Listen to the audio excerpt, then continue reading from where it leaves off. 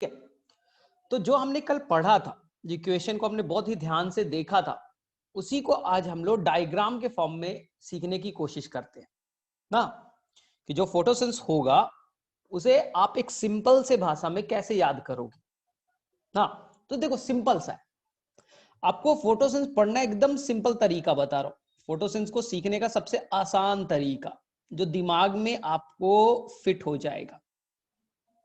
देखिए फोटोसिंथेसिस कौन करता होगा, सोचो। पहले सबसे पहले आपका चैप्टर का नाम है फोटोसिंथेसिस इन हायर प्लांट। तो सबसे पहले अगर फोटोसिंथेसिस तुम्हें पढ़ना है तो आप जाइए हायर प्लांट के पास, यानी कि आसपास में जो भी प्लांट आपको दिख रहा है, आम का पेड़ है, अमरूद का पेड़ है, कोई भी पेड़ है, तो आप जाइए प्लांट के पास और प्लांट को बोलिए कि मुझे फोटोसिंथेसिस पढ़ना है, कैसे पढ़ा जाए। आप प्लांट से पूछिए भाई कि फोटोसिंथेसिस पढ़ना है, कैसे पढ़ेंगे फोटोसिंथेसिस। तो एकदम सिंपल सा एक चीज समझिए कि जो भी प्लांट होगा वो प्लांट एक्चुअली में 3 पार्ट से बना होता है। सबको मालूम है ये प्लांट का लोअर पार्ट है, दिस इज द रूट। ये अपर पार्ट है, दिस इज द स्टेम। और ये जो पार्ट होगा ये लीफ होगा, दिस इज द लीफ। बोले ठीक है। अगर पूछा जाए कि प्लांट का कौन सा पार्ट फोटोसिंथेसिस करता है, तो आप बोलिएगा सर रूट तो जमीन के नीचे होता है, रूट क्यों फोटोसिंथेसिस करेगा ना। तो आपका आंसर होगा सिंपल से भाषा में कि फोटोसिंथेसिस कौन करता है, तो प्लांट का कौन सा पार्ट करता है, लीफ करता है। सबके दिमाग में यही है। किसी बच्चे से भी पूछा जाए कि फोटोसिंथेसिस कौन करेगा, तो आपका आंसर होगा सर फोटोसिंथेसिस लीफ करता है। लेकिन ये करेक्ट आंसर नहीं है। ये करेक्ट आंसर नहीं है कि प्लांट के अंदर में लीफ ही फोटोसिंथेसिस करता है। जब आप मॉर्फोलॉजी चैप्टर पढ़ेंगे तो जो यंग स्टेम होता है, अगर आपने यंग स्टेम को देखा होगा तो वो भी ग्रीन कलर का होता है, वो भी फोटोसिंथेसिस करता है। तो केवल लीफ नहीं करता, जो यंग स्टेम है जो हरे रंग के होते हैं।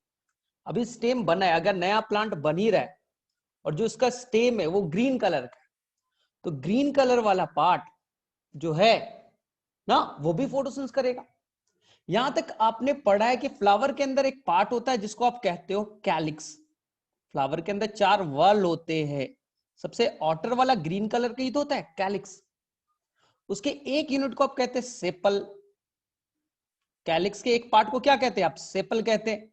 सो सेपल भी तो ग्रीन कलर का है ना, वो भी फोटोसिंथेसिस करेगा। अगर फ्लावर को देखिए तो जो बाहर वाला पार्ट है, तो बाहर वाला पार्ट तो हरे रंग का है, तो हरा रंग का है यानी उसमें क्लोरोफिल होगा, पिगमेंट होंगे, और वो भी फोटोसिंथेसिस करेगा। इसके अलावा अगर आप यंग फ्रूट को देखिए, सिंपल सा आम को देखिए, यंग फ्रूट हरे रंग का फ्रूट होता है जब फ्रूट अभी कच्चा है ना। अमरूद को देखिए वो हरे रंग का होगा, टमाटर देखिए वो भी हरे रंग का होगा।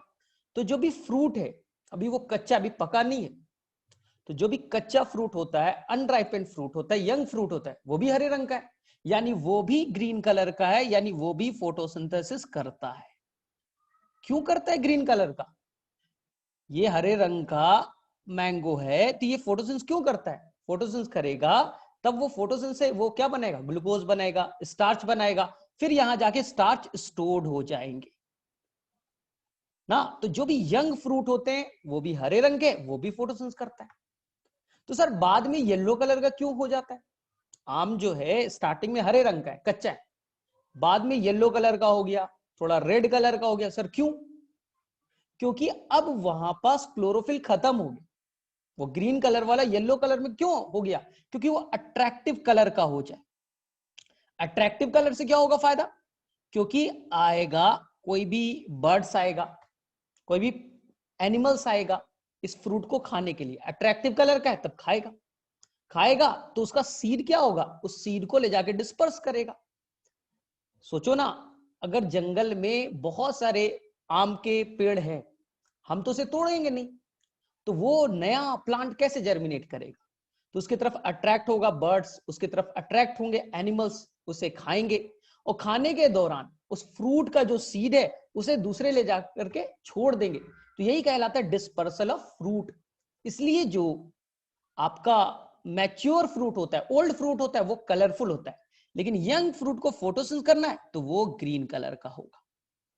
ठीक है, चलिए इसके अलावा कुछ ऐसे भी रूट हैं, कुछ प्लांट है जिनके रूट फोटोसिंथेसिस करते हैं। मैं बताऊंगा, एक प्लांट है जिसका नाम है टीनोस्पोरा, एक प्लांट है जिसका नाम है टीनोस्पोरा, और एक प्लांट है जिसका नाम है ट्रापा। ये प्लांट है ना, ये इनके जो रूट होते हैं वो ग्रीन कलर के होते हैं, और ग्रीन कलर के तो रूट अगर ग्रीन कलर का है तो इसका मतलब क्या है, फोटोसिंथेसिस करता होगा। तो ये स्पेशल रूट है। जब आप पढ़िएगा मॉर्फोलॉजी, जो चैप्टर दिखाएगा ना मॉर्फोलॉजी इन फ्लावरिंग प्लांट, तो मॉर्फोलॉजी में क्या सीखते हैं कि सर रूट तो जमीन के नीचे होता है, वो तो नॉन ग्रीन होता है, फोटोसिंथेसिस को नहीं करता, लेकिन कुछ एक्सेप्शनल प्लांट है जिनके रूट ग्रीन कलर के होंगे, जमीन से ऊपर होंगे, और वो फोटोसिंथेसिस करेगा। तो याद रखना है, तो ये चीज को ध्यान रखिएगा। जैसे ही मैं किसी से पूछता हूं ये बताओ प्लांट के अंदर फोटोसिंथेसिस कौन करता है, तुरंत वो बोल देता है सर लीफ करता है। ये थोड़ा गलत है, अपने आप में थोड़ा सा ये गलत है आंसर। प्लांट के अंदर में मेनली अगर पूछा जाए तो लीफ करता है, मेनली अगर पूछा जाए तो लीफ ही तो करता है। लेकिन सोचो, जो स्टेम है, अभी यंग प्लांट, अभी नया प्लांट बन रहा है, उसका जो स्टेम होता है वो भी हरे रंग का होता है। और आपके एनसीईआरटी मॉर्फोलॉजी में ये स्टेटमेंट कोट करती है कि जो यंग स्टेम है वो भी ग्रीन कलर का है, वो भी फोटोसिंथेसिस करेगा। इसके अलावा आपके मॉर्फोलॉजी चैप्टर में भी गिवन है, जो फ्लावर का आउटर वर्ल्ड है जिसे आप कैलिक्स के नाम से जानते हैं, ग्रीन कलर का है, वो फोटोसिंथेसिस करेगी, फूड बनाएगी। इसके अलावा मैंने बताया, तीसरा मैंने क्या बताया, जो फ्रूट है यंग, अभी हरे रंग का फ्रूट है, सिंपल टमाटर देखा है हरे रंग का क्यों होता है, क्योंकि हरा रंग है, फोटोसिंथेसिस कर रहा है, जो भी हरा पार्ट है। इसलिए आपका राइट आंसर होना चाहिए the green part of the plant perform photosynthesis. Green part of the plant perform photosynthesis, वो कोई भी हो, वो लीफ हो, स्टेम हो, रूट हो, फ्लावर हो, फ्रूट हो, कोई भी पार्ट हो। ग्रीन पार्ट इसलिए होता है क्योंकि इसके अंदर पिगमेंट है, और पिगमेंट है तो वो फोटोसिंथेसिस परफॉर्म करेगा। तो चलो ये चीज में गड़बड़ नहीं करना, लेकिन हमारे दिमाग में जो बैठा है हम लोग उसी पे बात करते हैं। तो हमारे दिमाग में सेट है कि फोटोसिंथेसिस कौन करता है, तो आप आंसर दीजिएगा सर वो तो लीफ करता है। किसी भी बच्चे से पूछो, बोले सर मेनली लीफ करता है, ये करेक्ट स्टेटमेंट है। प्लांट के अंदर में मेनली जो है, प्लांट के अंदर में मेनली अगर पूछा जाए तो आंसर होगा मेरे अकॉर्डिंग ग्रीन पार्ट। लेकिन मेनली ग्रीन पार्ट कौन होता है, लीफ का ही माना जाता है।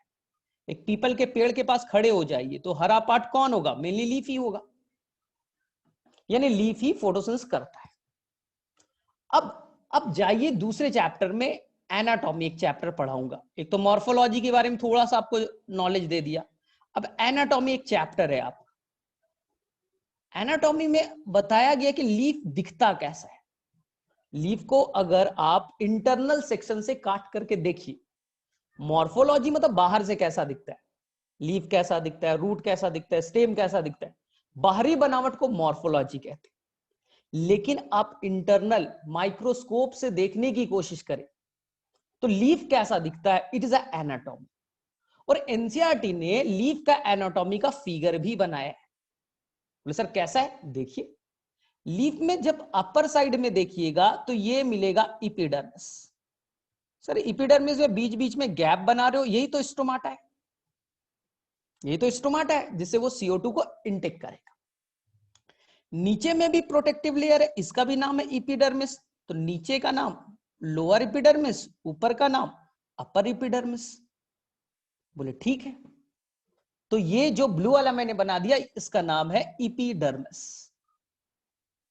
बोले ठीक है सर ये इपिडर्मिस है, और जो पोर है इसका नाम है पोर का, this pore is called stomata. Stomata है जिसे CO2 अंदर जाएगा। बोले ठीक है।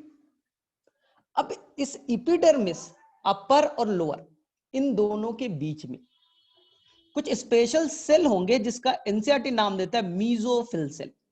ध्यान से देखिएगा एनसीईआरटी को, ये अपर इपिडर्मिस है, ये लोअर इपिडर्मिस है। इन दो एपिडर्मिस के बीच में ये स्पेशल सेल है जिसका नाम है मीजोफिल सेल। अगर आपके पास एनसीईआरटी है क्लास 11th की, तो वहां पर मीजोफिल सेल को बहुत अच्छे तरीके से बनाया गया है। ये देखिए, ये मीजोफिल सेल है। कैसा होगा? ग्रीन कलर का। सर ग्रीन कलर का क्यों है? क्योंकि इसमें क्लोरोप्लास्ट। याद रखिएगा, एपिडर्मिस के अंदर कोई भी क्लोरोप्लास्ट नहीं है, वो एपिडर्मिस फोटोसिंथेसिस नहीं करेगा। केवल और केवल पूरे लीफ में जो मीजोफिल सेल है, मीजोफिल सेल है, उनके अंदर ही पाया जाएगा क्लोरोप्लास्ट, और वो परफॉर्म करेंगे फोटोसिंथेसिस। ये बड़ा इंपॉर्टेंट लाइन। जब सेल वाला आप चैप्टर पढ़ते हैं ना, तो सेल वाले चैप्टर में ये पॉइंट गिवन भी कि लीफ के अंदर कौन सा सेल है जो फोटोसिंथेसिस में पार्टिसिपेट करता है। तो आपका आंसर होगा मीजो। मीजो का मतलब मिडिल। लीफ के बीचों बीच में जो सेल है उसका नाम है मीजोफिल। फिल का मतलब लीफ और मीजो का मतलब middle. And they contain chloroplast, और क्लोरोप्लास्ट होने के चलते वो क्या परफॉर्म कर रहे? फोटोसिंथेसिस। ठीक।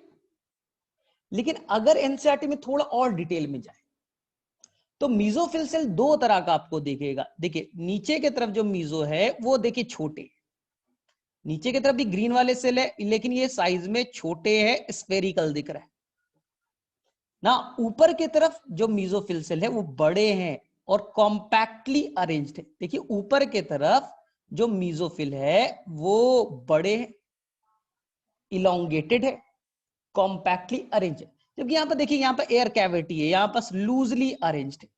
They have loosely arranged. बोले सर इसका क्या नाम है? एनसीईआरटी में ध्यान से देखिएगा, जो नीचे की तरफ मीजोफिल है जो लूजली अरेंज्ड है, इसका नाम है स्पॉन्जी मीजोफिल। स्पॉन्जी। जो लूजली अरेंज है उसका नाम है स्पॉन्जी मीजोफिल। और जो ऊपर के तरफ है, जो टाइटली पैक्ड है, हाँ जो टाइटली पैक्ड है, उसका मीजोफिल तो नाम है, लेकिन एनसीईआरटी उसके लिए वर्ड यूज करता है पैलिसेड। पैलिसेड। अगर आप थोड़ा सा देखेंगे एनसीईआरटी के फिगर को तो ये चीज बहुत क्लियर होगा। सर क्यों यहां पढ़ना है?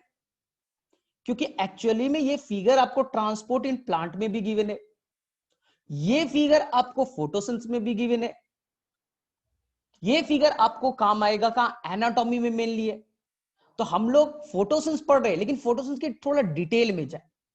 क्वेश्चन ये आएगा कि लीफ का कौन सा पार्ट फोटोसिंथेसिस करता है? आपका आंसर होगा मीजोफिल से। क्यों करता है? क्योंकि इसमें क्लोरोप्लास्ट है। एपिडर्मिस ग्रीन पार्ट का नहीं है, फोटोसिंथेसिस नहीं करेगा क्योंकि उसमें क्लोरोप्लास्ट नहीं है। लेकिन यहां पास देखिए ना, जो लीफ होता है उसमें वाटर को ले जाने के लिए कुछ टिश्यू होते हैं, सबको मालूम है, जाइलम। वाटर और मिनरल्स को कंडक्ट करना है, पानी लाना है, मिनरल्स ले जाना है, जाइलम होगा। और फूड को कंडक्ट करना है, फ्लोएम होगा। तो लीफ के अंदर जाइलम भी है पानी को ले जाने के लिए, फ्लोएम भी है फूड को ले जाने के लिए। तो जाइलम एंड फ्लोएम को मिला करके कहते हैं हम लोग वैस्कुलर टिश्यू। जैसे हम लोग पढ़ते हैं वैस्कुलर सिस्टम, हमारा जो हार्ट सिस्टम है क्या करता है? ब्लड को कंडक्ट करने का काम है। तो ब्लड के अंदर क्या है? फूड है। ब्लड के अंदर क्या है? ऑक्सीजन है, CO2 है, उसको ट्रांसपोर्ट कराएगा। तो प्लांट के अंदर में जाइलम एंड फ्लोएम को वैस्कुलर बंडल कहते हैं। और इस वैस्कुलर बंडल के चारों तरफ स्पेशल सेल होते, वैस्कुलर बंडल के चारों तरफ स्पेशल सेल होते। याद रखिएगा, ये बाद में काम आएगा। इसे कहते हैं बंडल सीथ। इसे क्या कहते हैं? Bundle sheath. क्योंकि वैस्कुलर बंडल को कवर करने वाला है, इसलिए शॉर्ट फॉर्म में BSC कहेंगे, या इसे आप फुल फॉर्म में कहिए बंडल सीथ। क्योंकि बंडल को, वैस्कुलर बंडल को चारों तरफ से कवर कर रहा है। सीथ का मतलब क्या होता है? लेयर। तो वैस्कुलर बंडल के चारों तरफ एक लेयर के फॉर्म में है, इसलिए नाम है बंडल सीथ। ठीक है। अब वापस से पूछ रहा हूं, क्वेश्चन आएगा कि लीफ को अगर आप काट करके देखते तो लीफ में कौन सा सेल फोटोसिंथेसिस करेगा? तो याद रखिए, वापस से मैं बोल रहा हूं, लीफ के एनाटॉमी में जाइए, लीफ में केवल और केवल मीजोफिल सेल है जो कि फोटोसिंथेसिस करेगा ना, जाइलम नहीं करेगा, उसको तो पानी ले जाने का काम है। फ्लोएम उसका फूड ले जाने का काम है, फोटोसिंथेसिस नहीं करेगा। जो इपिडर्मिस है उसका काम प्रोटेक्शन देना है, वो भी नहीं करेगा। तो केवल और केवल कौन करेगा? मीजोफिल। मीजोफिल सेल क्यों करेगा? क्योंकि इस मीजोफिल सेल में देखिए, ये मीजोफिल सेल, इस मीजोफिल सेल में ढेर सारे 30 to 40 क्लोरोप्लास्ट है, ढेर सारे क्लोरोप्लास्ट। और क्लोरोप्लास्ट में ही तो फोटोसिंथेसिस चलता है, इसलिए कोई कंफ्यूजन क्रिएट नहीं करना है, एकदम सिंपल से फॉर्म में आपको पढ़ना है। सर बंडल शीथ क्या है? तो जाइलम और फ्लोएम ना, जाइलम एंड फ्लोएम को कहते हैं वैस्कुलर बंडल। और बंडल को चारों तरफ से कोई स्पेशल एक कवरिंग है, एक लेयर है, इसे कहते हैं बंडल शीथ। शीथ का मतलब लेयर, वैस्कुलर बंडल के चारों तरफ कुछ लेयरिंग है, इसे कहते हैं बंडल शीथ। इसमें भी कोई क्लोरोप्लास्ट नहीं होगा, कोई फोटोसिंथेसिस नहीं चलेगा। बोले ठीक है, याद रखना है, कोई गड़बड़ नहीं करना यहां। बोले ठीक है सर। तो मीजोफिल सेल को हम लोग और डिटेल से पढ़ते हैं। तो अब हम लोगों ने क्या किया, लीफ में से एक मीजोफिल सेल को कलेक्ट कर लिया। ये देखिए, हमने यहां से प्लांट लिया, सिंपल सा मैं वापस से रिपीट कर दे रहा हूं, दिस द प्लांट। एक प्लांट को देखिए, इमेजिन करिए, दिमाग में सोचिए बेटा, प्लांट एक देख रहे हो, प्लांट सभी ने देखा है। प्लांट के अंदर से आप निकाल लीजिए लीफ। बोले ठीक है सर, प्लांट से लीफ ले लेते हैं, लीफ ही तो फोटोसिंथेसिस करता है, करेक्ट। लीफ को जब कट करके देखिएगा, उसका एनाटॉमी यानी इंटरनली आप कट करके देखिएगा, तो लीफ के अंदर में स्पेशल सेल मिलेगा।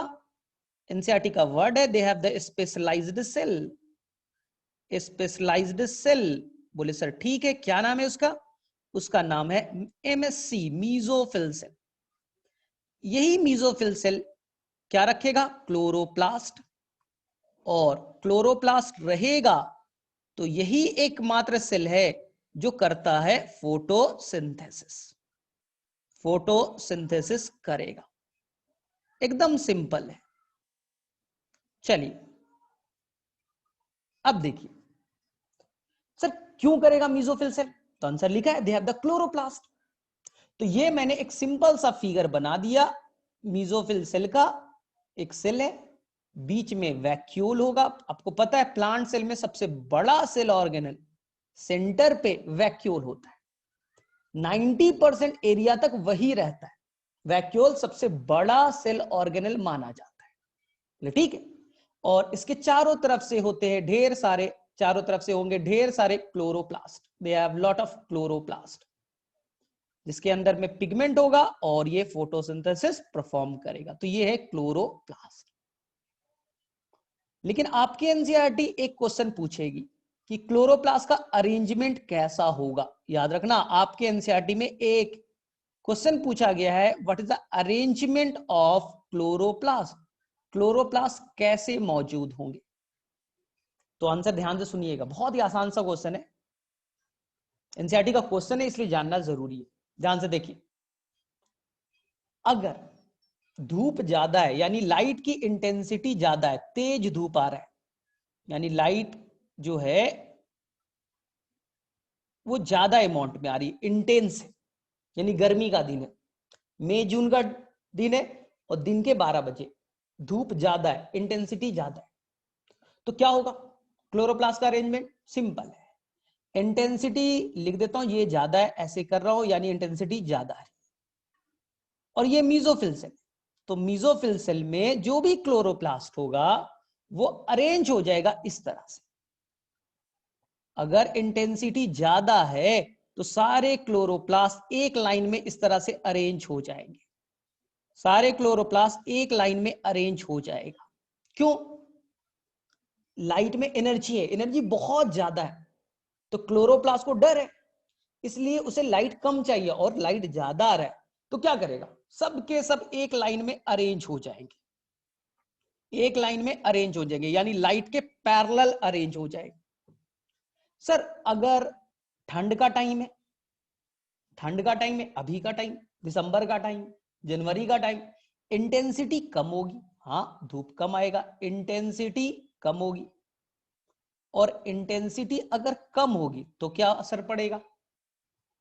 अगर लाइट की इंटेंसिटी कम है, लाइट की इंटेंसिटी कम है, तो सारे क्लोरोप्लास्ट इस तरह से अरेंज हो जाएंगे, इस तरह से अरेंज हो जाएंगे। सिंपल समझो, ठंड के टाइम में तुम लोग 4 दोस्त बाहर हो, तो धूप सभी पे आए, लाइट सभी पे आएगा, तो क्या करते हो, सभी दोस्त अलग अलग खड़ा होते कि सभी पे एक दूसरे पे लाइट गिर सके। लेकिन यही गर्मी का टाइम है, तो एक दोस्त आगे खड़ा है तो बाकी तुम पीछे हो जाते हो, तुम्हें डर लगता है, नहीं नहीं मुझे धूप ज्यादा मेरे पे आएगा, तो एक दोस्त ऊपर है तो तुम उसके पीछे आ जाओगे, क्योंकि तुम पे लाइट कम से कम रिसीव हो सके, तो इंटेंसिटी कम है। सर तीसरा, अगर इंटरमीडिएट लाइट, जैसे इंटरमीडिएट है, ज्यादा नहीं है कम नहीं है, तो क्या होगा, ध्यान से देखिए, तब वो स्कैटर्ड होगा। ध्यान से देखो, स्कैटर्ड कहने का मतलब वो चारों तरफ से बिखरा होगा, चारों तरफ बिखरा होगा। तो ये एनसीईआरटी का क्वेश्चन है, याद रखिएगा। अगर इंटरमीडिएट है तो स्कैटर्ड, इंटेंसिटी कम है तो जिधर से लाइट आई, देखिए लाइट इधर से आ रही है, सारे क्लोरोप्लास्ट इधर अरेंज हो गए, तो लाइट जिधर से आ रही है उसके परपेंडिकुलर हो गया, लाइट इधर से आई उसके परपेंडिकुलर, ठीक है। अगर इंटेंसिटी ऑफ लाइट लेस है और इंटेंसिटी ज्यादा है, तो जिधर लाइट आएगी हम उसी के पैरेलल अरेंज हो जाएंगे, पैरेलल अरेंज हो जाएंगे। तो मेरे वजह से यहां तक तुम्हारा क्लियर होगा, बहुत ही आसान सा है, एनसीईआरटी का क्वेश्चन है, याद रखिएगा। ये एनसीईआरटी क्वेश्चन पूछेगा, एक्सप्लेन नहीं करेगा, एनसीईआरटी क्वेश्चन पूछ करके छोड़ देगा, यही तो उसका राइट एक्सप्लेनेशन। चलो फटाफट हैंड रेस करो, किसे किसे समझ में आ गया यहां तक की कहानी, फटाफट जाओ और हैंड रेस करो। बहुत ही आसान सी कहानी है, ऐसा कोई डिफिकल्ट है नहीं।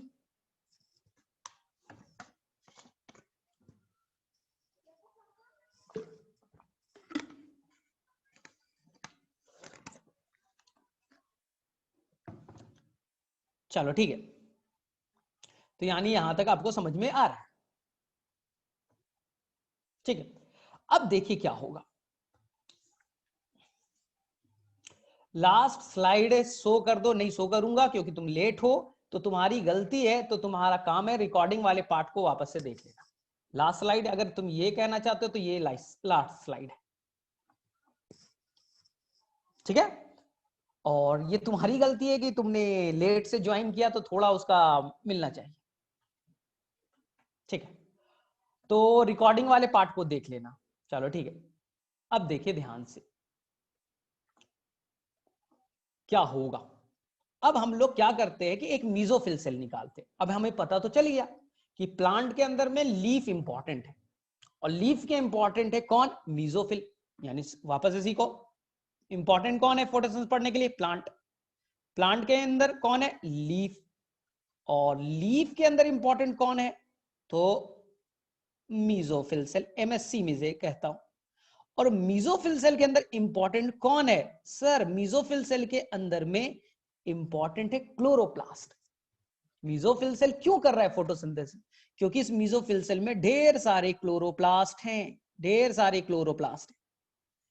तो अगर हम लोग क्लोरोप्लास्ट के डिटेल में चले जाए तो फोटोसिंथेसिस हमें अपने आप पता चल जाएगा, इसलिए हमने यहां से निकाला क्लोरोप्लास्ट, क्लोरोप्लास्ट, और देखने की कोशिश की कि आखिर इस क्लोरोप्लास्ट में क्या है जिस वो फोटोसिंथेसिस करता है। तो देखिए ध्यान से, क्लोरोप्लास्ट देखिए सभी को आता है, क्लोरोप्लास्ट बहुत सिंपल स्ट्रक्चर है। क्लोरोप्लास्ट में होते हैं 2 मेम्ब्रेन, एक हो गया ऑटर, माइटोकॉन्ड्रिया की ही भांति होता है, उसी के तरह होता है। एक हो गया व्हाइट वाला जिसे मैंने कहा ऑटर मेम्ब्रेन, जो कि ज्यादा परमिएबल होगा। ऑटर परमिएबल याद रखिएगा, मोर परमिएबल। इसमें 2 मेम्ब्रेन होंगे, ऑटर मेम्ब्रेन मोर परमिएबल होगा, और इनर मेम्ब्रेन जो होंगे वो होंगे लेस परमिएबल। जो इनर मेम्ब्रेन है वो होगा लेस परमिएबल। तो they have the 2 membrane, outer and the inner. Mitochondria में भी 2 मेम्ब्रेन थे, ऑटर था, इनर था। ऑटर ज्यादा परमेबल होता है सर, क्यों? क्योंकि आपके एनसीईआरटी में स्टेटमेंट गिवन है, ऑटर मेम्ब्रेन में कुछ पोरीन्स होते हैं, जिससे, पोरीन्स मतलब पोर, जिससे लार्ज सब्सटेंस, बड़े मैक्रोमोलिक्यूल्स अंदर जा सकते हैं।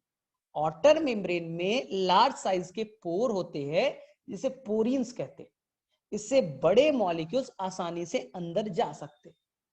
इनर मेम्ब्रेन में पोरीन्स नहीं है, इसलिए बड़े सब्सटेंस आसानी से अंदर नहीं जाएंगे। तो इनर मेम्ब्रेन जो होता है वो लेस परमेबल माना जाता है। ये माइटोकॉन्ड्रिया में भी वैलिड है और क्लोरोप्लास्ट में भी है। ठीक है, माइटोकॉन्ड्रिया में जो फ्लूइड पार्ट था उसे हम लोग कहते थे मैट्रिक्स, यहां कहलाएगा स्ट्रोमा। क्लोरोप्लास्ट में जो फ्लूइड पार्ट है, लिक्विड पार्ट है, इसे स्ट्रोमा कहते हैं। बोले ठीक है सर, स्ट्रोमा में क्या चलेगा? एकदम आसान है। स्ट्रोमा के अंदर बैठा है रूबिस्को। याद आ रहा है, कल ही बताया था कि फोटोसिंथेसिस के अंदर में दो पार्ट, एक लाइट रिएक्शन और एक है डार्क रिएक्शन। तो मेन जो मेरे लिए है वो डार्क रिएक्शन, और डार्क रिएक्शन कौन करेगा? Answer rubisco. बोले सर क्या करेगा रूबिस्को जो है ये? सर क्या करेगा रूबिस्को? ये है, क्या करेगा रूबिस्को? रूबिस्को कुछ नहीं करेगा, ये CO2 को इनटेक करेगा। CO2 कार्बन डाइऑक्साइड को इन्वायरमेंट से लेगा और उसे कन्वर्ट करेगा ग्लूकोज में, C6H12O6 हो गया। डार्क रिएक्शन पिछले क्लास में बताया था ना, CO2 का ग्लूकोज में कन्वर्ट होना, it is a dark reaction. तो स्ट्रोमा में कौन बैठा है? रूबिस्को। उसने इन्वायरमेंट से क्या लिया? CO2, और किस में कन्वर्ट किया? ग्लूकोज में। हो गया, यही ग्लूकोज स्टार्च में कन्वर्ट हो जाएगा।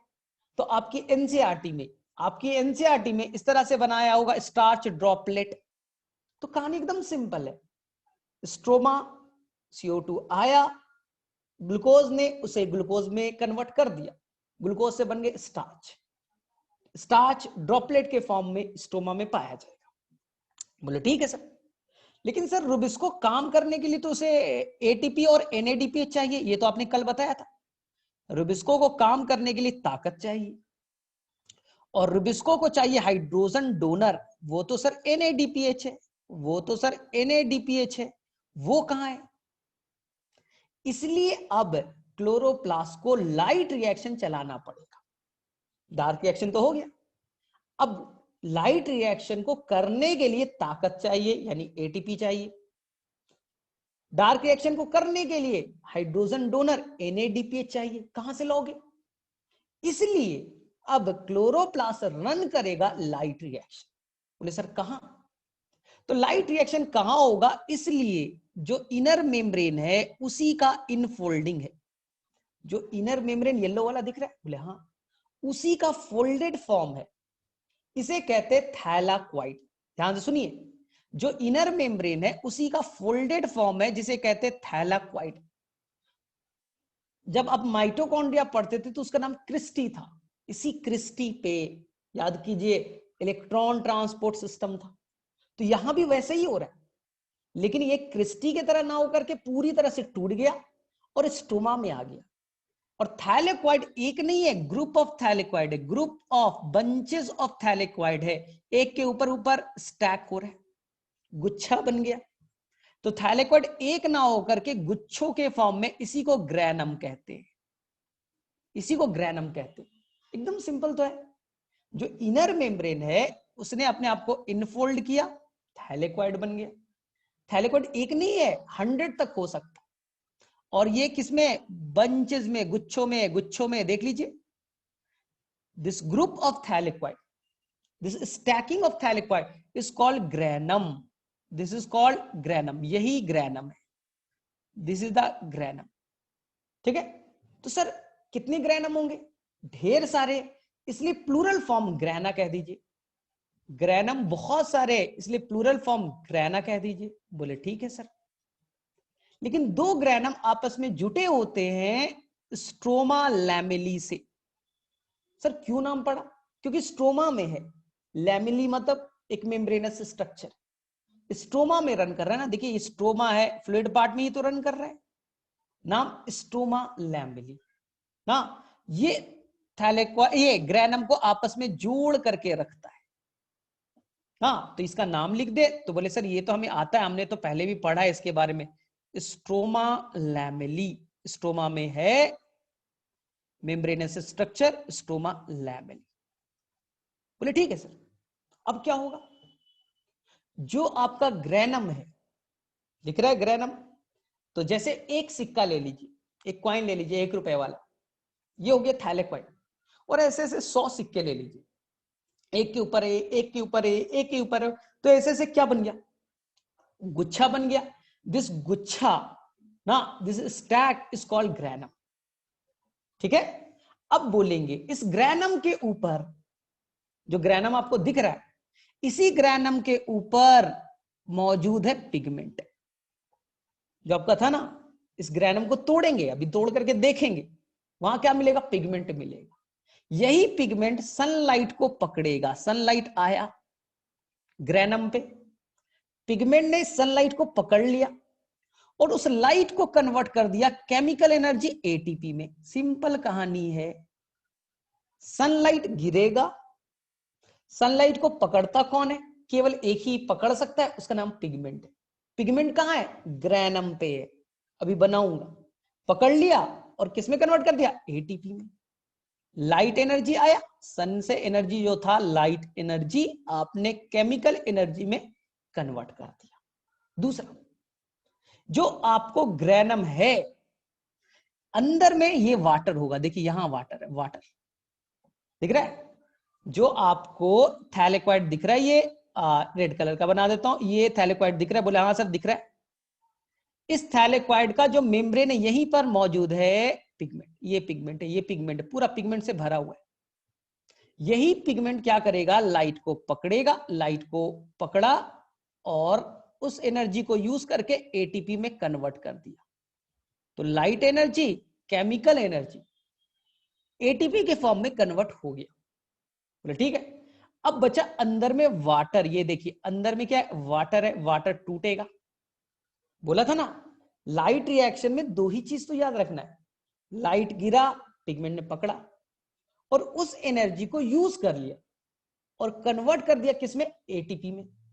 दूसरा, लाइट जो है वाटर पे गिरेगा और वाटर टूटेगा, वाटर जो है स्प्लिट होगा, इसी को कहते हैं फोटोलिसिस। अंदर में पानी है, पानी टूटा और वाटर टूटने के बाद क्या बनेगा, तो सर वाटर टूटेगा तो हाइड्रोजन कौन पकड़ लेगा, इस हाइड्रोजन को पकड़ने के लिए आएगा NADP और कन्वर्ट हो जाएगा NADPH और H+ में। वाटर टूटा और किस में कन्वर्ट हो गया, NADPH में। बोले सर ऑक्सीजन कहां गया, ऑक्सीजन आपका इवॉल्व हो गया इन्वायरमेंट में। यही तो लाइट रिएक्शन हो गया, लाइट रिएक्शन तो सीख लिया आपने। तो ग्रैनम के ऊपर में, या ग्रैना बोलिए, उसके ऊपर में कौन चल रहा है, लाइट रिएक्शन। लाइट पकड़ो, एटीपी बनाइए, लाइट पकड़िए, वाटर तोड़िए। लाइट रिएक्शन से प्रोडक्ट बने क्या, एटीपी। क्या बना, NADPH। अब ये एटीपी और NADPH चले जाएंगे स्टोमा में, और स्टोमा में कौन बैठा है, रुबिस्को। एटीपी को यूज करेगा, NADPH को यूज करेगा और CO2 को ग्लूकोज में कन्वर्ट कर दिया जाएगा। CO2 को ग्लूकोज में कन्वर्ट कर दिया जाएगा। एकदम स्टेप वाइज चल रहा है, कोई भी हार्ड फास्ट नहीं, एकदम इमेजिनेशन पे है। लाइट आया, लाइट रिएक्शन कहां, ग्रैनम पे, ग्रैनम से एटीपी बना, ग्रैनम ने वाटर बनाया, तोड़ा, NADPH बना और ऑक्सीजन रिलीज कर दी। अब इस एटीपी और NADPH के हेल्प से स्ट्रोमा में चलेगा डार्क रिएक्शन और ग्लूकोज बनके तैयार हो जाएगा। यही था। लेकिन तुम बोलोगे सर इसके डिटेल में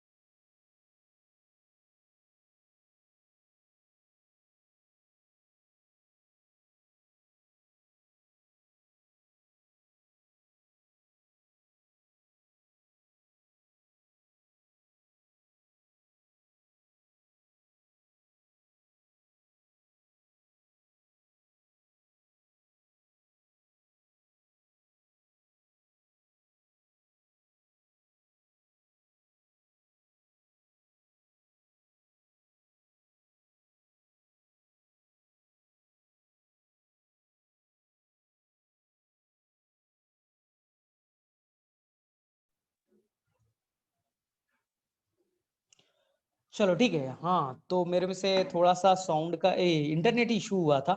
चलो ठीक है, तो फटाफट यहां तक क्लियर है, एकदम क्लियरिटी के साथ जा रहा है। तो चलो पहले कुछ क्वेश्चंस कर ले, फिर मैं आगे में प्रोसीड करता हूं। तो चलो सबसे पहले ये बताइए, प्लांट के अंदर में जो लीफ है, लीफ का कौन सा स्पेशल एक सेल है जो फोटोसिंथेसिस में पार्टिसिपेट करता है?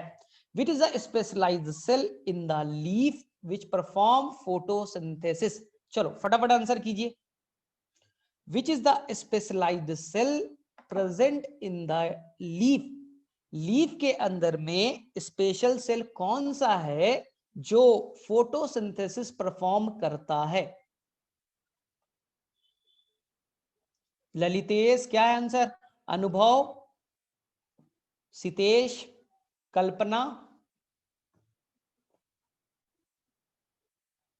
कौन सा है लीफ के अंदर में स्पेशल सेल कौन सा है जो फोटो से? तो आंसर करोगे ना, तो ये मैं पूछ रहा हूं तो आंसर फटाफट करो। मैंने कहा बोला मीजोडर्मिस? मैंने क्या बोला था? लीफ के अंदर में अपर एपिडर्मिस और लोअर एपिडर्मिस, उसके बीच में स्पेशल सेल है। इस स्पेशल सेल का नाम मीजोफिल सेल है। वो मीजोफिल सेल ही फोटोसिंथेसिस परफॉर्म करता है। चलो नेक्स्ट क्वेश्चन, लाइट रिएक्शन किस पार्ट पे होगा? ग्रेना, स्ट्रोमा, ठीक है, आउटर मेम्ब्रेन, इनर मेम्ब्रेन? जो लाइट रिएक्शन है वो क्लोरोप्लास्ट के किस पार्ट पे परफॉर्म होता है?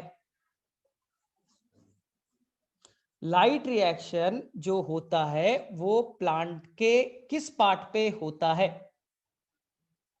ठीक है, what is the Raj Aditya outer membrane? ठीक है, अभी हमने किया है, कहां किया था हमने? ये लाइट रिएक्शन कहां चलाया है? ये आउटर मेम्ब्रेन है। ये जो लाइट रिएक्शन चल रहा है ये मैंने किया था, ये कौन सा है? ये ग्रेना है। और जो डार्क रिएक्शन है जो एंजाइम से कंट्रोल्ड हो रहा है वो क्लोरोप्लास्ट के फ्लूइड पार्ट में हो रहा है जिसका नाम स्ट्रोमा है। हाँ, जो लाइट रिएक्शन है वो मेम्ब्रेनस पार्ट पे हो रहा है, थैलेक्वाइड वाले पार्ट पे हो रहा है जिसको आप ग्रेना कहते हो। और जो डार्क रिएक्शन है फ्लूइड पार्ट पे हो रहा है जिसे स्ट्रोमा कहते हैं।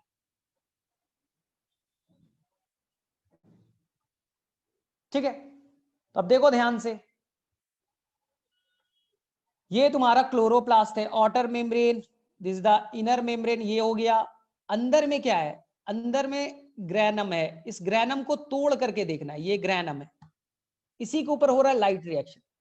अब तुम्हें लाइट रिएक्शन को डिटेल से पढ़ना है, तो आपने क्या किया? ये ग्रैनम है, ये ग्रैनम है, ठीक है, ये ग्रैनम है ना, ऐसे से ढेर सारे ग्रैनम बिखरे पड़े और आपस में किससे जुटा है? स्ट्रोमा लैमेली से।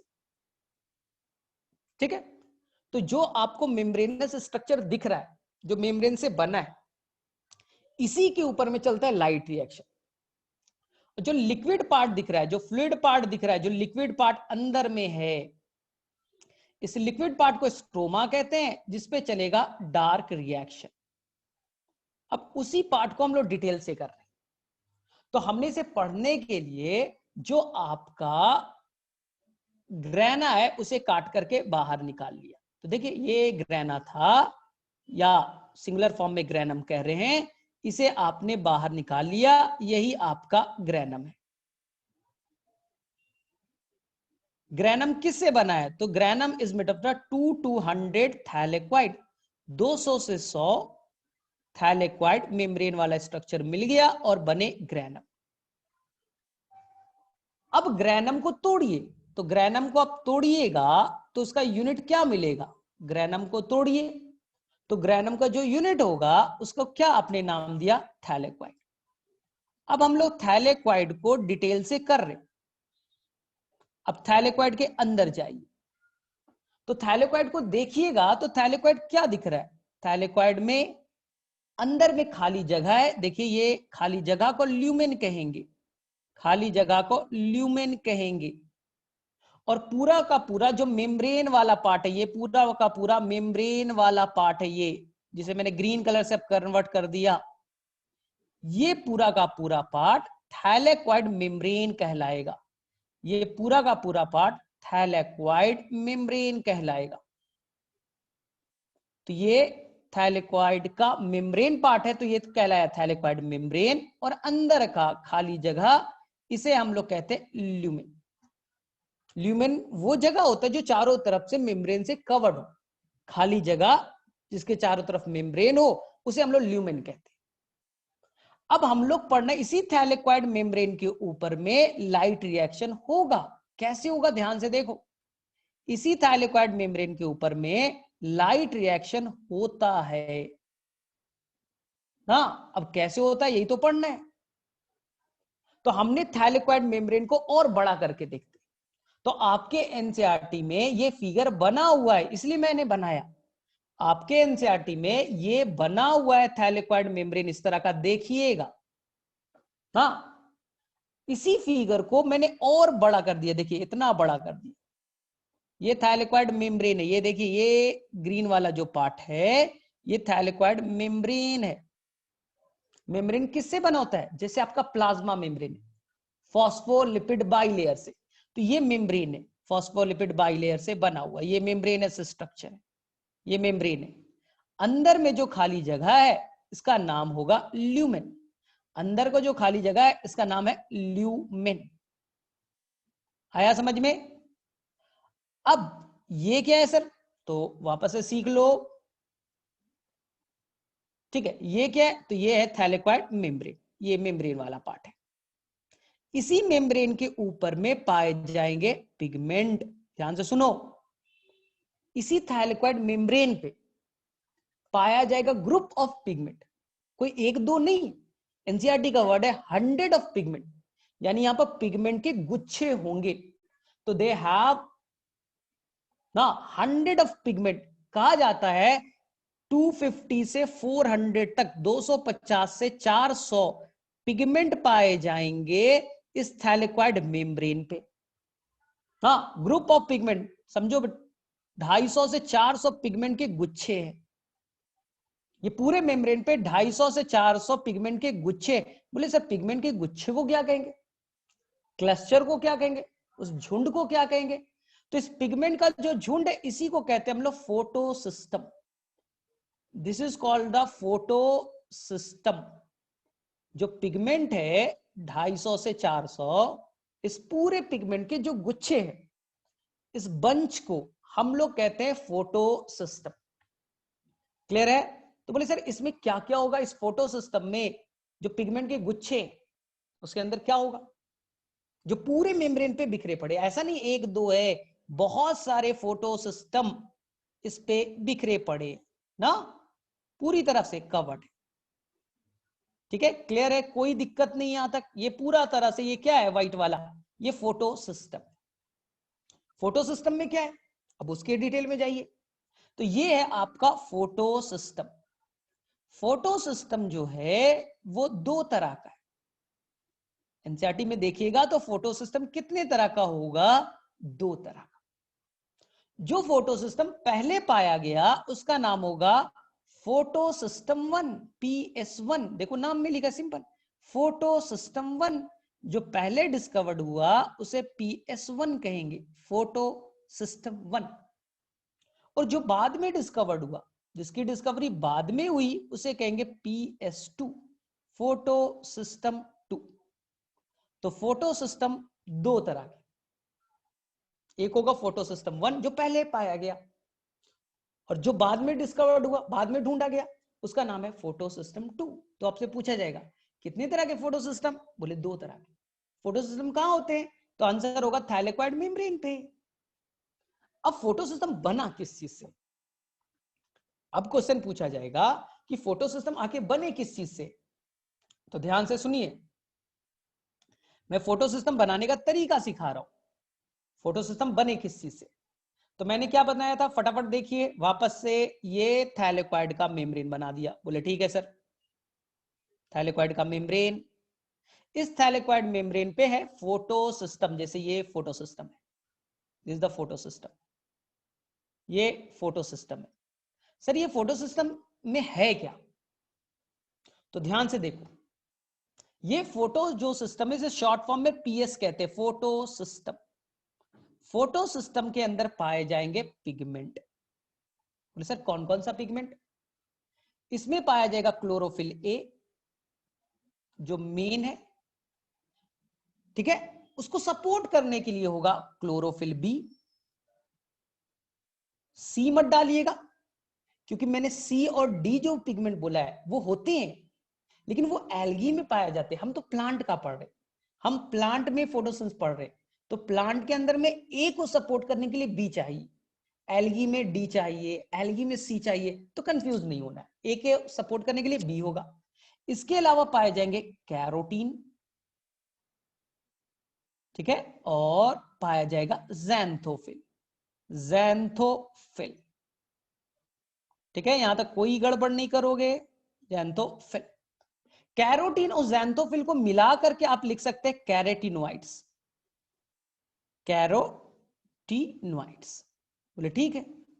यानी कि ये आपके मोटा मोटी 4 पिगमेंट है, chlorophyll a, chlorophyll b, carotene और ज़ैंथोफिल। सर कितने कितने?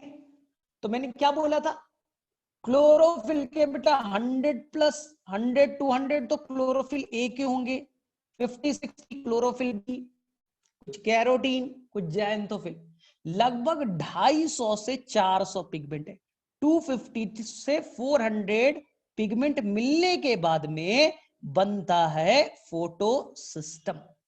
क्लैरिटी है? 250 से 400, एनसीईआरटी का वर्ड 100 ऑफ 100 मतलब कितने 100, एनसीईआरटी क्लैरिफाई नहीं किया, लेकिन रियलिटी में 250 से 400 पिगमेंट मिलने के बाद फोटो सिस्टम बनाई। सर कौन कौन सा पिगमेंट? तो उसमें से 250 में से तो बेटा 100 प्लस, तो मेन जो होगा वो क्लोरोफिल ए ही होगा। फिर कौन होंगे? क्लोरोफिल बी होगा, कुछ कैरोटीन होंगे, कुछ ज़ैंथोफिल होंगे, सभी मिल गए एक गुच्छा बनाया। दिस गुच्छा is called photo system. Clear है? अब जो पहले पाया गया फोटो सिस्टम 2 तरह के ना, बनावट के बेसिस पे, डिस्कवरी के बेसिस पे। अब बोले सर डिस्कवरी के बेसिस पे फोटो सिस्टम 2 तरह के, एक फोटो सिस्टम पहले पाया गया फोटो सिस्टम 1, बाद में पाया गया फोटो सिस्टम 2, ठीक है। अब देखिए फोटो सिस्टम को, अब हम लोग ये देखिए फोटो सिस्टम लिख दिया। फोटो सिस्टम में एक्चुअली में फर्दर जाएंगे तो 2 पार्ट मिलेगा। बोले सर कौन सा? फोटो सिस्टम में एक जो पार्ट होगा, ध्यान से सुनिए, ये एक जो पार्ट होगा ये नीला वाला, इस नीले वाले को कहेंगे RC, reaction centre. RC, reaction centre, जो डायरेक्टली रिएक्शन में पार्टिसिपेट कर रहा है। देखो नाम मिले रिएक्शन सेंटर, वो सेंटर जो रिएक्शन में पार्टिसिपेट करेगा, रिएक्शन सेंटर। ठीक है सर, रिएक्शन सेंटर में क्या है? तो इसके अंदर में एक स्पेशल क्लोरोफिल ए मॉलिक्यूल है। क्लोरोफिल ए का एक सिंगल मॉलिक्यूल यहां पाया जाएगा जो स्पेशल है। सर स्पेशल क्या है? बताऊंगा ना, बताऊंगा। स्पेशल एक क्लोरोफिल का पाया जाएगा जिसका नाम है रिएक्शन सेंटर। ये मेन है जो रिएक्शन में पार्टिसिपेट करेगा। अब इसको हेल्प करने के लिए यहां पास पाया जाएगा लाइट हार्वेस्टिंग कॉम्प्लेक्स। ध्यान से देखो, यहां पर हेल्प करने के लिए अब ढेर सारे 100 ऑफ पिगमेंट है, क्लोरोफिल ए के, क्लोरोफिल बी के, कैरोटीन के, ज़ैंथोफिल के। अब यहां पर उसे हेल्प करने के लिए यहां पर अलग पिगमेंट मौजूद है। तो ये जो आपके 100 ऑफ जो पिगमेंट थे, मैंने बोला था ना 400 पिगमेंट मिलकर के फोटो सिस्टम बनेगा, तो उसमें से एक अकेला रिएक्शन सेंटर कहला गया। बाकी जो 100 बचे ना, बाकी जो बचे उसी को एलएचसी या एंटीना मॉलिक्यूल कहेंगे, एंटीना मॉलिक्यूल कहेंगे। आया समझ में? तो बोलेंगे सर इसमें क्या होगा एंटीना में? तो मैंने बोला था रिएक्शन सेंटर में स्पेशल क्लोरोफिल ए होगा। स्पेशल क्लोरोफिल ए का मॉलिक्यूल हो गया रिएक्शन सेंटर में, देख लीजिए स्पेशल क्लोरोफिल ए का मॉलिक्यूल हो गया रिएक्शन सेंटर में, ये येलो वाला। अब इस रिएक्शन सेंटर को प्रोटेक्ट करने के लिए, सपोर्ट करने के लिए अब आएंगे ढेर सारे पिगमेंट, जिसे हम लोग कहते हैं LHC, लाइट हार्वेस्टिंग कॉम्प्लेक्स। देखिए तो उसके अंदर क्या होगा, क्लोरोफिल ए होंगे, ढेर सारे 100 ऑफ क्लोरोफिल ए हो गए। उसमें क्या होगा, क्लोरोफिल बी हो गए, क्लोरोफिल बी हो गए। उसके अंदर क्या होगा, कैरोटीन हो गया। उसके अंदर क्या हो गया, ज़ैंथोफिल हो गए। ये सभी मिल करके, ये पूरा का पूरा, येलो वाले को छोड़ दीजिए, ये पूरा का पूरा जो है, इसी को हमने कहा लाइट हार्वेस्टिंग कॉम्प्लेक्स या एंटीना मॉलिक्यूल। अब समझ में आया? तो इसमें बाकी बचे हुए पिगमेंट हैं जिसे आप LHC कहेंगे। ठीक है, सिंपल भाषा में सीखिए, सिंपल से भाषा में, लैंग्वेज में आप याद रखिए कि कभी शादी वादी में गए हो लाइफ में, कल भी बताया था, कभी आप लाइफ में कभी शादी वादी को अटेंड किया होगा? बोले हाँ किया है। तो शादी में जो दूल्हे का रोल है, ये दूल्हा है जिसका नाम रिएक्शन सेंटर है, ये दूल्हा है रिएक्शन सेंटर। अब उस बाराती में कौन होगा, दूल्हे का भाई होंगे, रिलेटिव होंगे, तो दूल्हे का रिलेटिव है, दूल्हे के दोस्त है, बोले ठीक है दूल्हे का दोस्त भी बना देता हूं ना, दूसरे और अननोन लोग भी पहुंच गए भाई। ठीक है, तो क्या होता है शादी में, यही होता है ना, जो मेन है उसका नाम रिएक्शन सेंटर है, जो रिएक्शन को परफॉर्म करेगा। बाकी जो सारे लोग हैं उसका काम है उसे सपोर्ट करना। हाँ, बाकी लोग बेटा डांस कर रहे, खाना खा रहे, ये कर रहे, यही सब काम करते ना। शादी किसकी हो रही है, तो शादी हो रही है दूल्हे की, तो दूल्हा is called the reaction centre. बाकी जो बाराती है उसका नाम है LHC, लाइट हार्वेस्टिंग कॉम्प्लेक्स। बोले ठीक है, तो सर ये आपने कौन वाला फोटो सिस्टम बनाया? तो चलो मैं ये अभी बना देता हूं फोटो सिस्टम 1। ठीक है सर, फोटो सिस्टम 1 और 2 में फिर क्या डिफरेंस हुआ? डिस्कवरी तो है, समझ में आ रहा है, लेकिन बनावट क्या है सर, उसमें अलग अलग होगा क्या, किस चीज का डिफरेंस है? तो अब मैं बना रहा हूं फोटो सिस्टम 2 का। देखिए रिएक्शन सेंटर हो गया, बोले हाँ सेम, इसमें दूल्हे के दोस्त लोग आ गए, क्लोरोफिल ए, कौन आ गया, क्लोरोफिल बी, कौन आ गया, इसके अंदर में आ गए कैरोटीन, कौन आ गया, ज़ैंथोफिल। ठीक है, अब ध्यान से सुनो, फोटो सिस्टम 1 और फोटो सिस्टम में 2 में डिफरेंस क्या है सर? ठीक है, फोटो सिस्टम 1 पे अगर आप लाइट डालोगे, ध्यान से सुनना, हमने अलग अलग वेवलेंथ का लाइट गिराया फोटो सिस्टम 1 पे, तो जो फोटो सिस्टम 1 का रिएक्शन सेंटर है, फोटो सिस्टम 1 का जो रिएक्शन सेंटर है स्पेशल क्लोरोफिल ए वाला, वो क्या करेगा, सबसे ज्यादा 700 नैनोमीटर के लाइट को एब्जॉर्ब करेगा।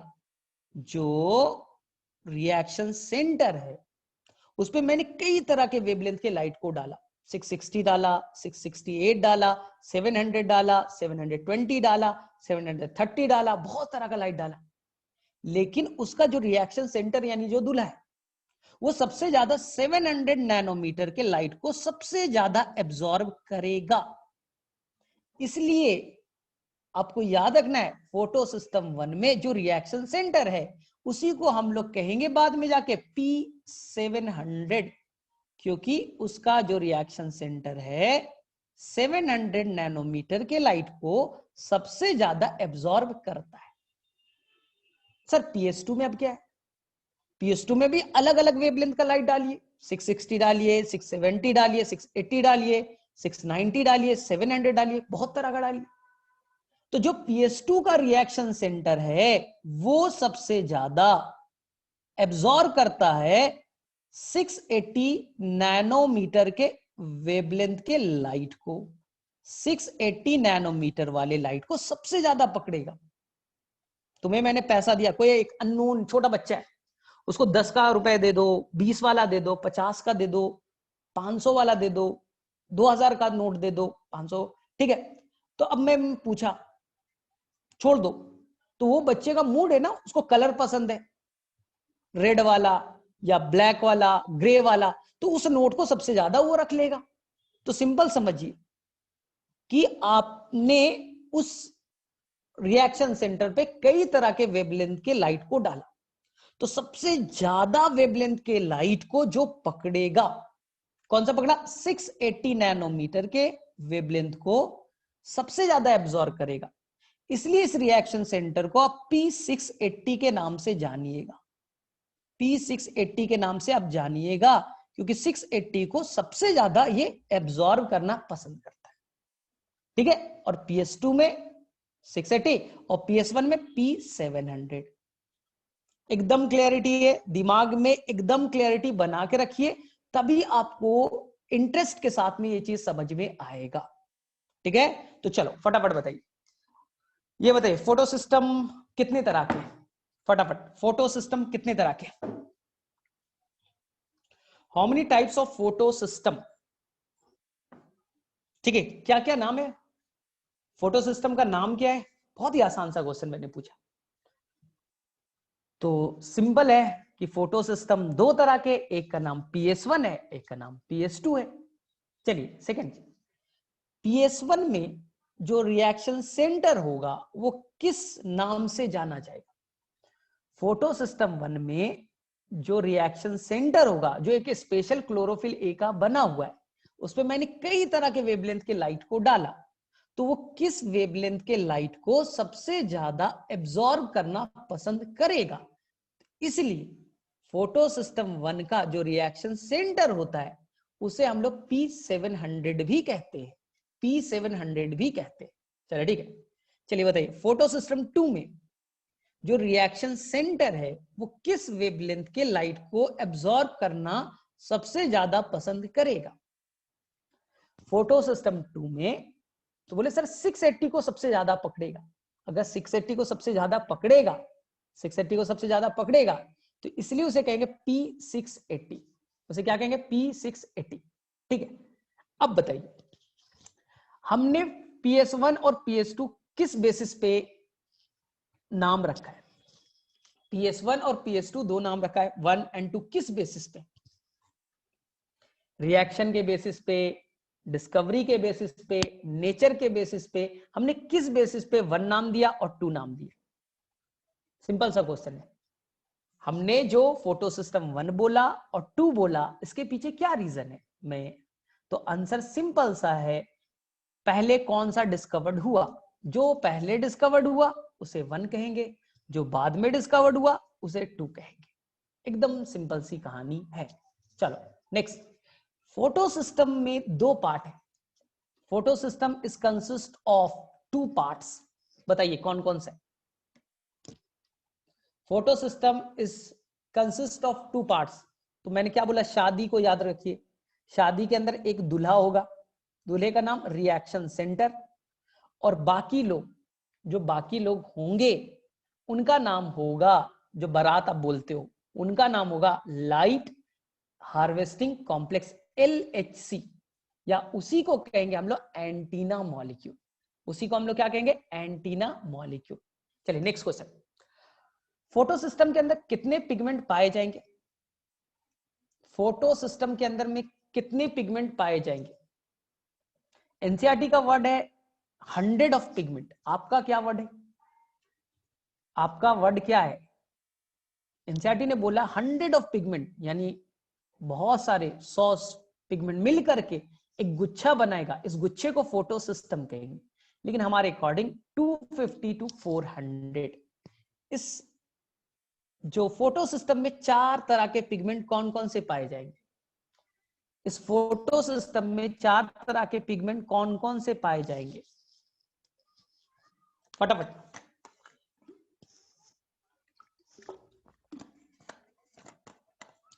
इस फोटो सिस्टम में तुमने एकदम करेक्ट बोला, 100 ऑफ पिगमेंट, तो 100 ऑफ पिगमेंट में कौन होगा, 100 ऑफ पिगमेंट में कौन होगा। तो बोलेंगे सर देखिए, ये हम लोग हायर प्लांट पढ़ रहे हैं, तो हायर प्लांट में क्लोरोफिल ए होता है, क्लोरोफिल ए तो सब जगह पाया जाता है सर, इसलिए तो इसे यूनिवर्सल फोटोसिंथेटिक पिगमेंट कहेंगे। सेकेंड होगा क्लोरोफिल बी, थर्ड होगा कैरोटीन और चौथा होगा ज़ैंथोफिल। ज़ैंथोफिल तो कितने टोटल पिगमेंट हो गए? 4। ठीक है, अब देखिए ध्यान से। ठीक है, तो मैं एक बार आपको यहां पास एकदम क्लियर कट कंप्लीट कर दूं। ठीक है, कि सबसे पहले हमने क्या पढ़ा? Photo system. डिस्कवरी के बेसिस पे दो तरह के, एक का नाम PS1 और एक का नाम PS2। ठीक है, जो क्वेश्चन आपसे पूछा जाएगा डिस्कवरी के बेसिस पे दो पार्ट्स में डिवाइड करते हैं। PS1 में दो पार्ट, एक का नाम RC रिएक्शन सेंटर और एक का नाम LHC। इधर भी PS2 में दो पार्ट, एक का नाम रिएक्शन सेंटर और दूसरे का नाम LHC या एंटीना मॉलिक्यूल। ठीक है, एंटीना। ठीक है, ध्यान से देखिए, एंटीना मॉलिक्यूल, एंटीना मॉलिक्यूल। ठीक है, फिगर देखिए, ध्यान से सुनिए। आरसी जो होगा वो स्पेशल क्लोरोफिल ए का बना होगा, जो 680 नहीं 700 के लाइट को पकड़ेगा, P700 के नाम से जाना जाएगा। यहां बच्चा पूछा जाएगा तो बोलेगा 680 के लाइट को पकड़ेगा, 680 के नाम से जाना जाएगा। बोले करेक्ट सर। अब ध्यान से सुनिए, तो ये आपका हो गया आरसी रिएक्शन सेंटर, जिसमें स्पेशल क्लोरोफिल ए बैठा है। स्पेशल क्लोरोफिल ए बैठा है, स्टार कर देता हूं, क्योंकि वो 700 को ही पकड़ना पसंद करता है। बाकी कुछ और भी क्लोरोफिल ए है, और भी क्लोरोफिल ए है, वो 660 को पकड़ना पसंद करता है, 662 को, 665 को, 670 को। तो स्पेशल तो नहीं हुआ, वो तो सपोर्टर हो गए। तो क्लोरोफिल ए दो तरह का, स्पेशल वाला क्लोरोफिल जो 700 को पकड़ेगा वो रिएक्शन सेंटर बनेगा।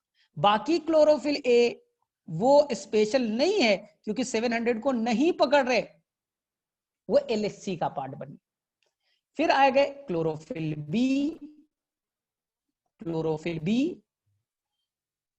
ठीक है, फिर आ गया आपका carotene and last one is the xanthophyll. तो जो एंटीना मॉलिक्यूल आपको दिख रहा है, ये एंटीना मॉलिक्यूल में 100 ऑफ मतलब 250 में एक ही तो वो है, बाकी 249 जो है वो तो क्या बन गए? वो तो एंटीना मॉलिक्यूल बन गए। तो एंटीना मॉलिक्यूल या LHC is consist of two parts. एक तो पिगमेंट है, chlorophyll a, chlorophyll b, carotene, xanthophyll. And second है प्रोटीन, जिसके हेल्प से वो जुटे हैं। एंड क्या है इसमें? प्रोटीन है, इस प्रोटीन के हेल्प से आपस में ये जुटे हैं।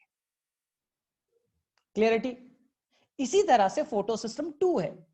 एक आपने बना दिया, दिस इज द, ठीक है, स्पेशल क्लोरोफिल ए, जो 680 के लाइट को पकड़ना पसंद करेगा, स्पेशल क्लोरोफिल ए। और इसे सपोर्ट करने के लिए, इसे सपोर्ट करने के लिए क्लोरोफिल ए, स्पेशल वाला नहीं है, क्लोरोफिल बी, कैरोटीन और ज़ैंथोफिल है, और ज़ैंथोफिल है। और किसके हेल्प से जुटे? तो sir they are associated with the help of protein. तो इसमें पिगमेंट हो गए और प्रोटीन हो गया, याद रखिएगा। ठीक है, यही कहानी है बच्चा, यही कहानी है, इसमें गड़बड़ नहीं करना है। ठीक है, अब बोलेंगे सर ये PS1 PS2 ये तो थोड़ा समझ में आया, अब आगे में कैसे होगा, अब आगे में कहानी कैसे चलेगी? इसलिए मैं आज एक और चीज बता रहा हूं जो बड़ा इंपॉर्टेंट माना जाता है, लेकिन लोग पढ़ते नहीं उस चीज को। ध्यान से सुनना, ध्यान से सुनिएगा। ये आपने बनाया ग्रैनम, ध्यान से देखिएगा, ये ग्रैनम बना दिए, ये ग्रैनम है, ये ग्रैनम है, बोले ठीक। ग्रैनम का वो पार्ट देखिए बच्चा जो दूसरे के कांटेक्ट में, दूसरे से दबा हुआ है। ग्रैनम का वो पार्ट, थैलेकॉइड का वो पार्ट जो दो थैलेकॉइड आपस में जुटे हुए, जहां पर कांटेक्ट बन रहा है, एक दूसरे को टच कर रहा है, इसे कहते हैं एप्रेस्ड पार्ट। ध्यान से सुनिएगा, थैलेकॉइड और थैलेकॉइड दोनों एक दूसरे को टच कर रहा है, जो टच कर रहा है उस पार्ट को हम लोग कहते हैं एप्रेस्ड पार्ट, दबा हुआ पार्ट, एप्रेस्ड पार्ट। और यहां देखिए व्हाइट वाला जो टच नहीं कर रहा है, जो टच नहीं कर रहा है, इसे क्या कहेंगे? Non appressed part.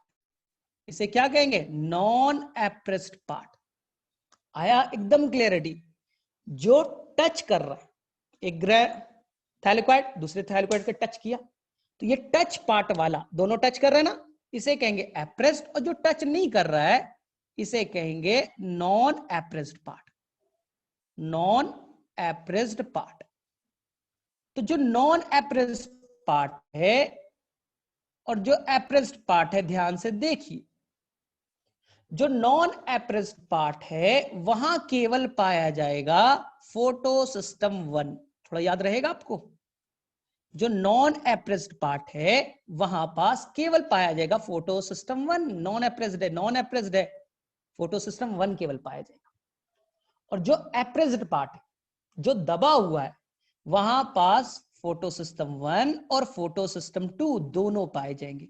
ये थोड़ा आपको याद रहेगा, वहां पाए जाएंगे दोनों और यहां केवल पाया जाएगा 1। एकदम क्लियर रही?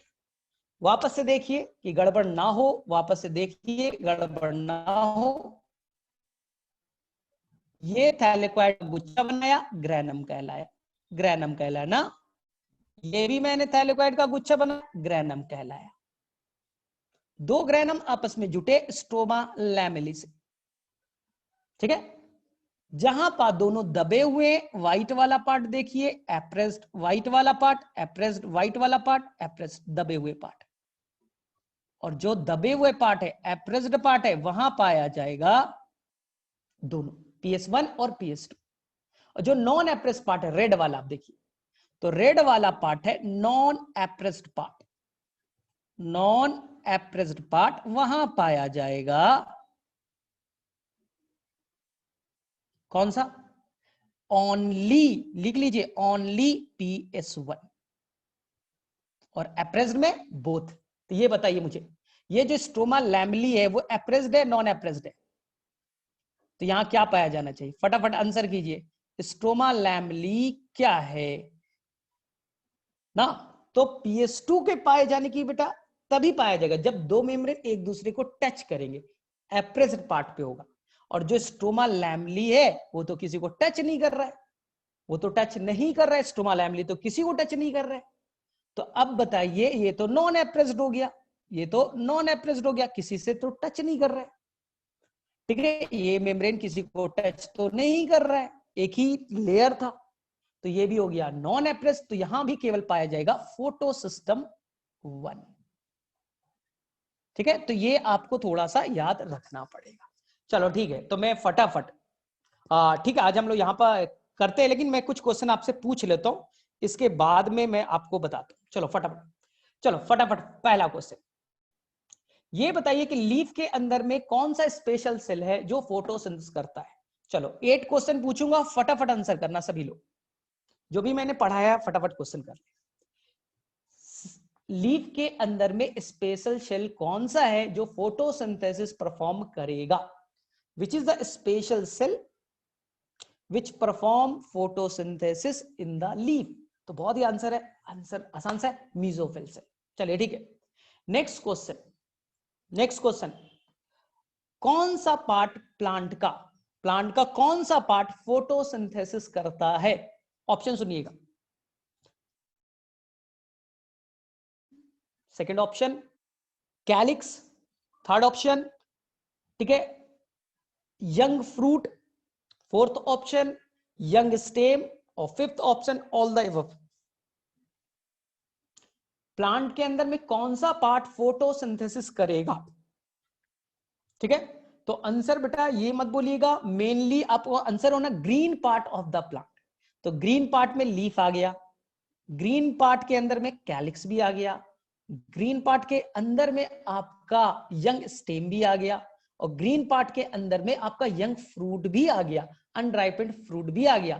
तो ये सारे पार्ट फोटोसिंथेसिस करते हैं।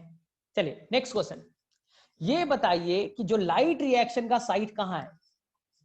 स्टोमा और grana. What is the site of light reaction, grana और स्टोमा?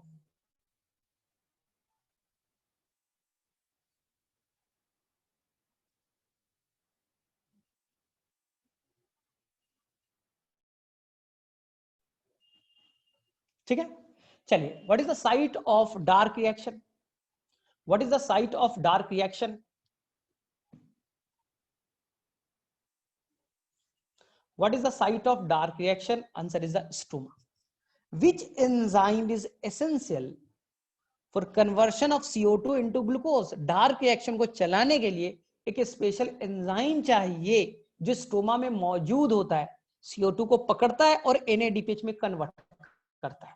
उसका नाम बताइए। बहुत ही सिंपल सा नाम है, ठीक है, और ये दुनिया का सबसे ज्यादा पाया जाने वाला प्रोटीन या एंजाइम भी है जिसका नाम है Rubisco.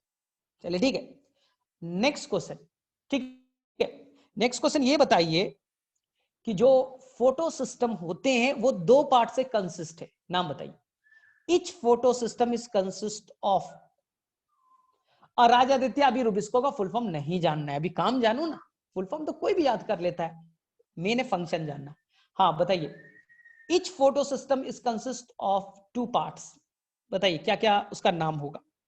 Each photosystem is consist of two parts, तो इसका नाम होगा, एक का नाम होगा आरसी रिएक्शन सेंटर, और दूसरे का नाम LHC लाइट हार्वेस्टिंग कॉम्प्लेक्स या एंटीना मॉलिक्यूल। ठीक है, each antenna molecule is made up of two parts. each antenna molecule और LHC is consist of two parts. तो बोलिएगा ग्रुप ऑफ पिगमेंट, पिगमेंट की गुच्छे, and there associated with the help of protein. Protein और pigment दोनों associate होकर के बनाएंगे लाइट हार्वेस्टिंग कॉम्प्लेक्स या एंटीना मॉलिक्यूल। चलिए ठीक है, लास्ट क्वेश्चन, जो नॉन एप्रेस्ड पार्ट है, जो नॉन एप्रेस्ड पार्ट है वहां पर कौन सा फोटो सिस्टम पाया जाएगा? जो नॉन एप्रेस्ड पार्ट है वहां पर कौन सा फोटो सिस्टम पाया जाएगा? PS1 और PS2? PS1। स्टोमा लैमली पे कौन सा फोटो सिस्टम पाया जाएगा? PS1 और PS2? स्टोमा लैमली पे कौन सा फोटो सिस्टम पाया जाएगा? तो बोले सर स्टोमा लैमली भी किसी से दबा थोड़ी है, किसी के कांटेक्ट में थोड़ी है, वो तो एक लेयर है केवल, तो वहां पर केवल पाया जाएगा PS1। तो ये याद रखिएगा, बड़ा इंपॉर्टेंट है। तो चलिए अब आप जाके NCERT को पढ़ सकते हैं। स्टार्टिंग के थोड़े साइंटिस्ट वाला वो छोड़ दीजिएगा, स्टार्टिंग के 2 पेज को छोड़ दीजिएगा, आगे में जहां पर आपका लाइट रिएक्शन वाला पार्ट है उसको आप आसानी से पढ़ सकते हैं। तो चलो आज हम लोग यहीं पर लीव करते हैं।